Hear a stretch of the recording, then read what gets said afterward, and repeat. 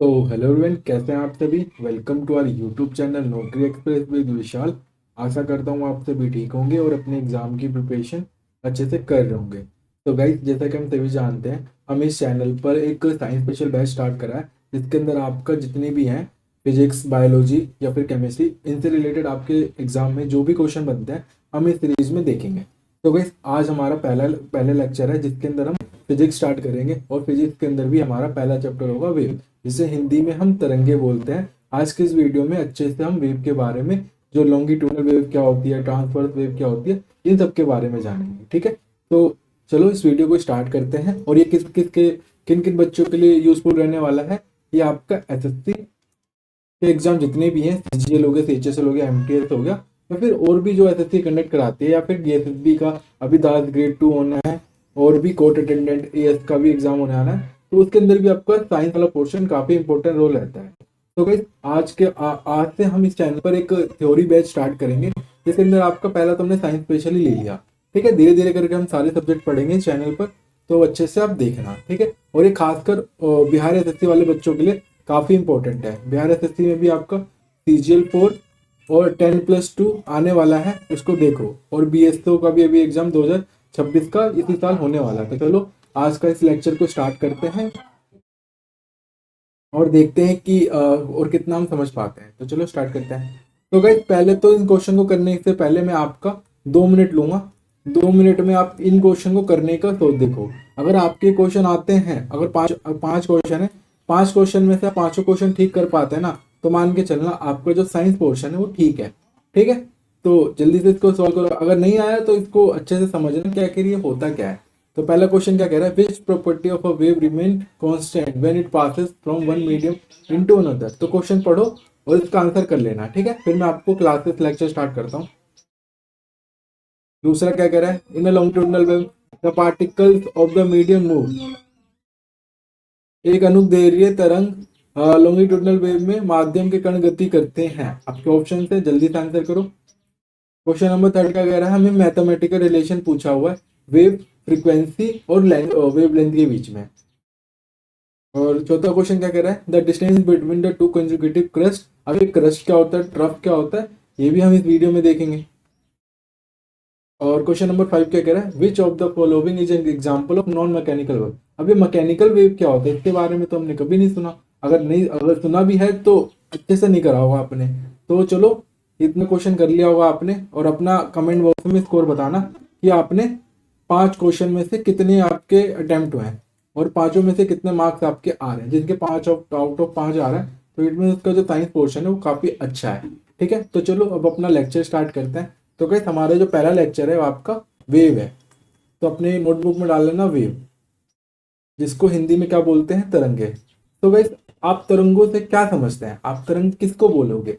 तो गाइस, आपने देखा होगा अपने आसपास भी वाटर तालाब वगैरह देखा होगा, आप उसमें पत्थर मारते हैं तो उसमें कुछ डिस्टरबेंस सा पैदा होता है। ठीक है, तो डिस्टरबेंस को क्या बोलोगे, क्या सीधा उसको मतलब डिस्टरबेंस को वेव होने लग जाएंगे। सो गाइस, एक बात ध्यान रखना, movement of disturbance, movement of disturbance, आपने डिस्टर्ब तो करा ही करा, पर उसकी जो मूवमेंट होती है ना, उसको हम वेव बोलते हैं। अब मैं इसकी डेफिनेशन एक साइंटिफिक वे में नहीं बता रहा हूँ, मैं सिंपल आपको बता रहा हूँ कि जब भी डिस्टरबेंस हो और उसकी मूवमेंट हो तो हमारा वेव कहलाता है। तो गाइस, अब आपको ये समझ में आना चाहिए कि जो वेव है उनको हम कितने पार्ट में डिवाइड करते हैं। तो गाइस, ये जो वेव है हम इसको 2 पार्ट में डिवाइड करते हैं। पहला है आपका मैकेनिकल वेव, मैकेनिकल वेव जिसको हम यांत्रिक तरंगे भी बोलते हैं, यांत्रिक तरंगे बोलते हैं। दूसरा है non mechanical wave, non mechanical wave. ये आपके स्टेटमेंट वाले क्वेश्चन होते हैं, ध्यान रखना। नॉन मैकेनिकल वेव जिसको हम अयांत्रिक बोलते हैं, अयांत्रिक वेव और तरंगे, दोनों मीडियम लेके चलेंगे, हिंदी और इंग्लिश दोनों। जो मैकेनिकल वेव है, अब ये क्या होता है, नॉन मैकेनिकल वेव क्या होता है, इनके बीच का डिफरेंस क्या है वो समझो गाइस। जो भी मैकेनिकल वेव होता है, इसको रिक्वायर्ड होता है मीडियम की। अब ये क्या कह रहे हो सर, रिक्वायर्ड होता है मीडियम की, मतलब क्या है इसका। मतलब है ये अपने आप ही ये वेव ट्रेवल नहीं कर सकता, अपने आप ही ऑसिलेट वेव नहीं कर सकता, इसको मीडियम की जरूरत होती है। अब ये मीडियम क्या है? मीडियम आपका सॉलिड हो सकता है, लिक्विड हो सकता है और गैस हो सकता है। इनको ये मीडियम चाहिए होगा जब ये ऑसिलेट कर पाएंगे। फिर हमारा जो नॉन मैकेनिकल वेव है ये क्या है? ये इनको मीडियम की रिक्वायरमेंट नहीं होती है, इनको मीडियम की जरूरत नहीं होती है, ये किसी भी मीडियम में ट्रेवल कर सकते हैं। ये आपका सॉलिड, लिक्विड, गैस सभी मीडियम में ट्रेवल कर सकते हैं।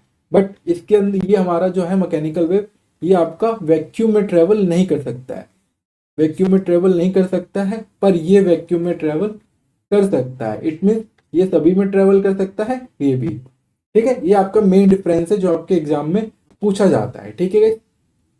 आज की इस वीडियो में हम सिर्फ मैकेनिकल वेव के बारे में जानेंगे, नॉन मैकेनिकल वेव को हम आने वाले लेक्चर में देखेंगे। ठीक है, तो अपना पहला डाल ही लिया हुआ, तो पहला डाल लो मैकेनिकल वेव, जिनको हम हिंदी में क्या बोलते हैं? यांत्रिक तरंगे, मैकेनिकल वेव, जिसको हिंदी में यांत्रिक तरंगे बोलते हैं। ठीक है, आप लिख लेना। अब ये कितने टाइप का होता है? ये हमारा दो टाइप का होता है। कौन कौन सा? ये दिखेगा नहीं, कौन सा दिखेगा? ग्रीन। पहला डाल लो आप, ट्रांसवर्स वेव। ट्रांसवर्स वेव ये आपको स्टेटमेंट में मिलेगा गाइस, ध्यान रखना, इनको अच्छे से पढ़ लो और स्टेटमेंट वाले क्वेश्चन करोगे ना तब आपको ज्यादा समझ में आएगा। नहीं तो आप नॉर्मली इसका डायरेक्ट डेफिनेशन बेस पे भी क्वेश्चन बनता है। ट्रांसवर्स वेव, जिसको हिंदी में क्या बोलते हैं? अनुप्रस्थ तरंगे, अनुप्रस्थ तरंगे। और दूसरा क्या होता है? लॉन्गिट्यूडनल वेव, लॉन्गिट्यूडनल वेव, जिसको हम हिंदी में क्या बोलते हैं? अनुदैर्ध्य, अनुदैर्ध्य तरंगे। अब ये क्या होता है? तो गाइस लगना, जो ट्रांसवर्स वेव है ये इनकी वेव की ऑसिलेशन पे डिपेंड करता है, वेव की मूवमेंट पे। वेव की मूवमेंट, अब ये मूवमेंट कैसा हो सकता है आपका? या तो 90 डिग्री हो सकता है या फिर पैरेलल हो सकता है। अब इसमें ये 90 डिग्री पैरेलल क्या है? तो गाइस हम सभी जानते हैं जो भी मीडियम होता है, मीडियम होता है, मीडियम का खुद का पार्टिकल होते हैं। ठीक है, अभी जब भी इसमें डिस्टरबेंस होगा तो क्या मूवमेंट करेगा? ये इसके पार्टिकल्स मूव करेंगे। पार्टिकल्स में भी इलेक्ट्रॉन वगैरह होते हैं, आप जानते हो, पर मान के चलो इसमें मीडियम है, इसमें छोटे छोटे अणु हैं जो कि मूवमेंट करते हैं। ठीक है, मान लो ये वेव है, वेव का डायरेक्शन है, direction of movement of wave,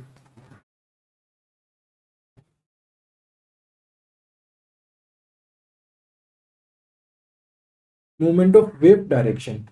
ठीक है, ये आपका इसके अंदर पार्टिकल्स हैं। ठीक है, ये पार्टिकल्स हैं, ये पार्टिकल्स हैं, ये पार्टिकल्स हैं। तो भाई ट्रांसवर्स में क्या क्या देखने को मिलता है? जो वेव्स हैं वो किस तरह से मूव करते हैं? Up and down.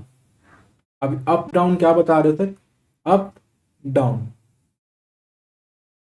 Up down. अब ये क्या बताया? बात इसमें ध्यान रखना, इसमें ट्रांसवर्स, इसमें वर्स दे रखा यूनिवर्स। यूनिवर्स में लोग हमेशा सर उठा के जीते हैं, इट मीन्स वो हमेशा अपने सर को 90 डिग्री रखते हैं। ये आपके ट्रिक है, इसको ध्यान रखना। अब इसमें क्या होता है ना, जो मीडियम ऑफ पार्टिकल है वो आपका परपेंडिकुलर होता है किसके? वेव ऑफ डायरेक्शन के, मतलब ऑसिलेशन के परपेंडिकुलर होता है इसके 90 डिग्री। ठीक, पर फिर लॉन्गिट्यूडनल में क्या होता है? जो इसके मीडियम ऑफ पार्टिकल है वो इसके वेव ऑफ डायरेक्शन के पैरेलल होता है। पैरेलल होता है मतलब समझ लो पार्टिकल रखा हुआ है। ठीक है, तो कैसे मूव करेगा इसका पार्टिकल? इसका जो पार्टिकल है वो इसी डायरेक्शन में मूव करेगा, वेव ऑफ प्रोपेगेशन के। ये इसका पार्टिकल है, इसी डायरेक्शन में मूव करेगा। इसके अंदर मतलब या तो 180 डिग्री मान लो या फिर 0 डिग्री इसके अंदर इसका डायरेक्शन ऑफ प्रोपेगेशन होता है। ठीक है, समझ में आया? नहीं आया तो एक बार बता देना कि नहीं आया, एक बार दोबारा इस वीडियो को पीछे ले जाना और समझना। ठीक है, अब आपका मेन डिफरेंस मैंने बता दिया ट्रांसवर्स वेव और लॉन्गिट्यूडनल वेव में। अब इनका जो डायरेक्शन ऑफ प्रोपेगेशन है, मतलब इनका जो ट्रेवल करने का तरीका है, वो भी आपके एग्जाम में काफी क्वेश्चन पूछता है। और इसी में आपका लॉन्ग वेवलेंथ और क्या होता है, फ्रीक्वेंसी क्या होता है, ये सारी चीजें पूछता है। ठीक है guys? तो पहले तो इनको समझ लो कि जो इनका वो मूवमेंट ऑफ ऑसिलेशन है वो क्या है, इनका जो क्या बोलते हैं ट्रेवल करने का तरीका आखिर है क्या। सो गाइस, अभी मैंने आपको ट्रांसवर्स और लॉन्गिट्यूडनल वेव के बारे में मिनी डिफरेंस बताया। तो अब इनके मूवमेंट पे देखो, मान लो ये वेव है, वेव हम सभी जानते हैं इस तरह से मूवमेंट करता है, आपने देखा भी होगा, पहले क्लासेस में भी देखा होगा सही से। एक minute,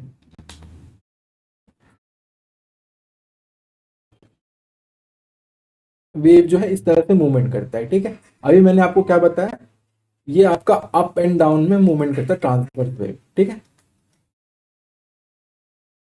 up and down, up इतना अप गया, फिर इतना डाउन गया।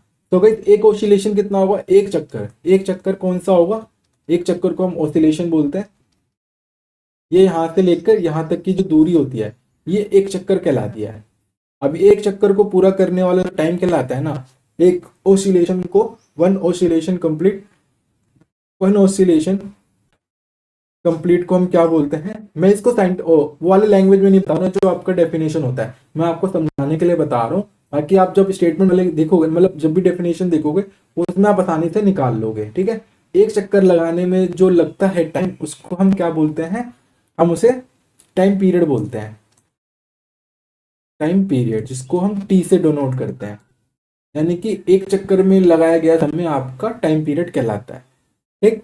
अब यहाँ पर पूछा जाता है वेव। अब ये वेवलेंथ क्या होता है, वेवलेंथ जिसको हम हिंदी में क्या बोलते हैं, तरंग, तरंग दैर्ध्य, जिसको हम लैम्डा से डिनोट करते हैं, और इसका यूनिट होती है मीटर, ठीक है। तो ये आपको एक चीज नोट करनी है,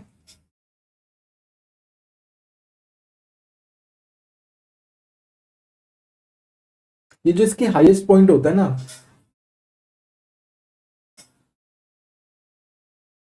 ये जो इसका हाईएस्ट एम्पलीट्यूड होता है, एम्पलीट्यूड होता है जिसका हाईएस्ट पॉइंट, इसको हम क्रस्ट बोलते हैं, क्रस्ट। और नीचे वाले को हम ट्रफ बोलते हैं। हिंदी में इसको क्या बोलते हैं,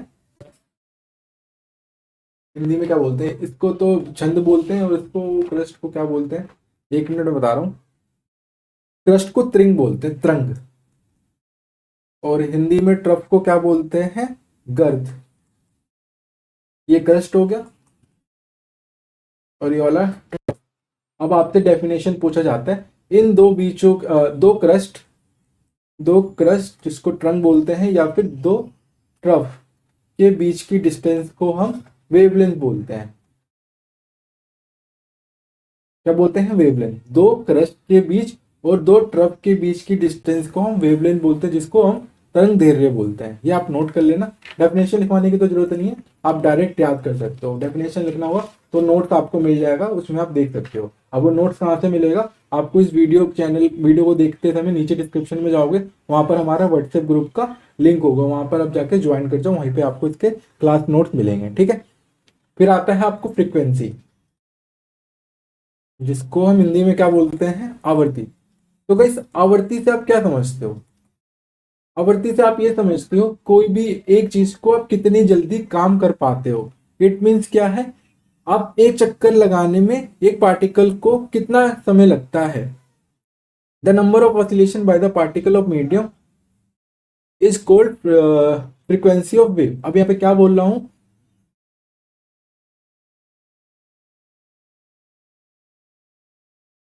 एक चक्कर को पूरा, जो ये वाला डिस्टेंस है ना, एक क्रस्ट और एक ट्रफ, एक क्रस्ट और एक ट्रफ को लिया गया समय आपका वेव फ्रीक्वेंसी कहलाता है।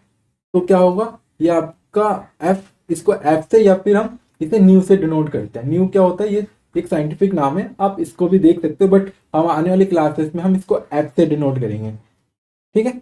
ये क्या होता है आपका 1/t, 1/t यानी कि हर्ट्ज होता है।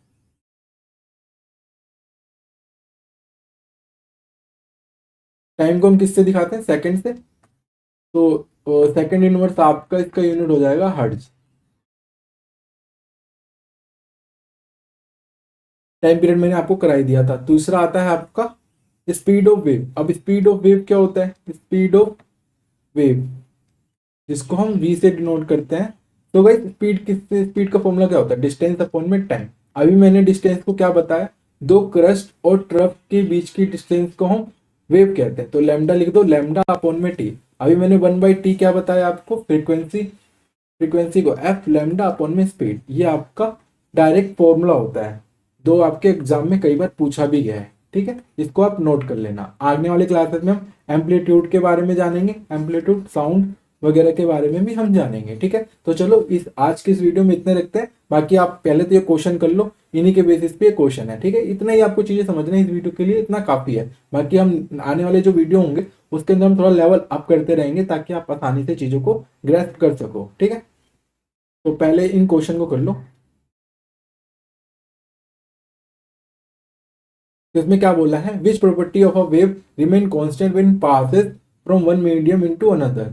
जब एक तरंगे एक माध्यम से दूसरे माध्यम में जाती हैं तो उसका कौन सा स्थिर रहता है, वेलोसिटी, वेवलेंथ, फ्रीक्वेंसी या फिर एम्पलीट्यूड। तो गाइस उसका जो वेवलेंथ है वो सेम रहता है। ऑप्शन नंबर जो बी है ये आपका करेक्ट आंसर है। नेक्स्ट देखो, in a longitudinal wave the particle of the medium move. अभी मैंने आपको क्या बताया, वेव कितने टाइप का होता है, दो टाइप का। कौन कौन सा, मैकेनिकल और नॉन मैकेनिकल।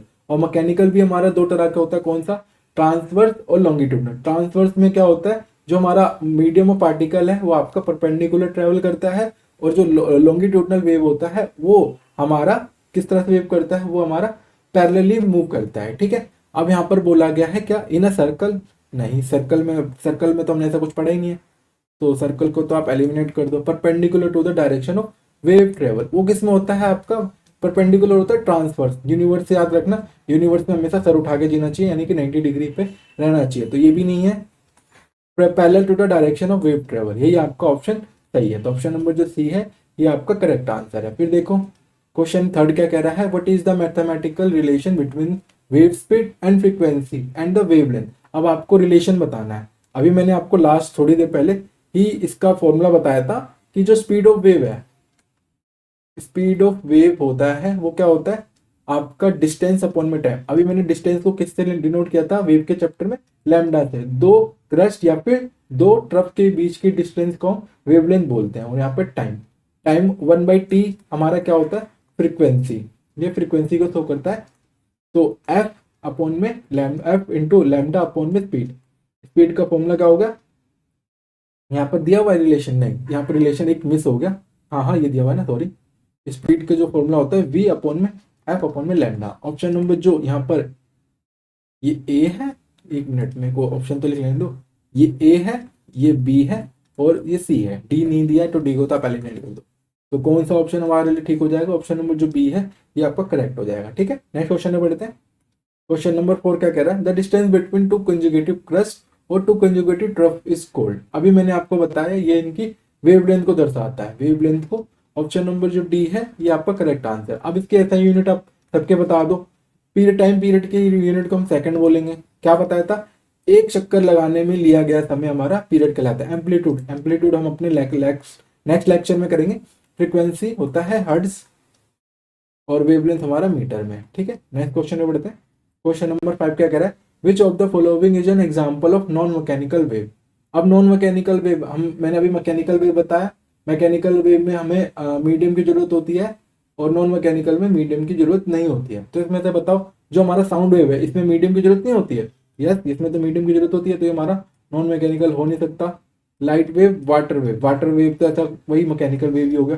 सिस्मिक वेव, क्या सिस्मिक वेव हमें किसी चाहिए होता है, तो ये आपके लिए क्वेश्चन है, आप इसको करना। अगर आपने इसको ठीक कर दिया तो मान के चलना आपका जो लेवल ऑफ फिजिक्स है वो बढ़िया है, ठीक है। इसको आप क्वेश्चन या तो कमेंट बॉक्स में डाल देना या फिर कल के लेक्चर में भी देख लेना कि हम इसमें क्या पढ़ेंगे, ठीक है। आज के इस वीडियो में इतना ही रखते हैं गाइस। अगर वीडियो अच्छी लगी हो तो वीडियो को लाइक कर देना और चैनल को सब्सक्राइब कर देना। और अगर आने वाले वीडियो अगर नोटिफिकेशन चाहिए तो हमारे जो व्हाट्सएप ग्रुप है वहां पर भी आप ज्वाइन हो जाओ, ठीक है। मैं वहाँ पे अप टू डेट नोटिफिकेशन वहाँ पे देता रहता हूँ, ठीक है। तो चलो ठीक है, बाय।